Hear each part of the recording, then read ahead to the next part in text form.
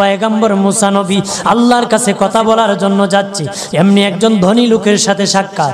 ধনী কয়, মুসা রে, ও মুসা, আমার এত ধন হিসাব রাখতে পারি না, আল্লাহরে জিগাইবানি কি করলে আমার ধন কমবে? মুসা নবী কয়, ঠিক আছে জিগাইব। একজন বৃদ্ধার সাথে, একজন মহিলার সাথে দেখা।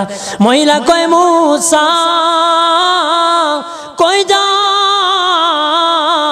কই যাও রে মুসা? মুসা নবী কয়, তোর পাহাড়ে যাব, আল্লাহর সাথে কথা বল।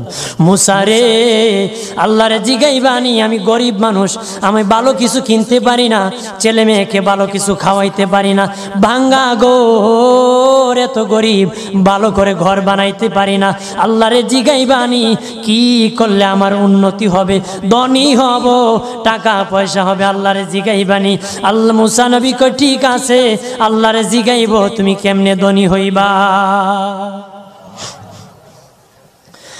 আল্লাহ নবী মুসা নবী তিন রাস্তার মোড়ে যা দেখে একটা লোক বসে আছে, তার দুই হাত নাই, দুই পা নাই, দুই হাত নাই, দুই পা নাই।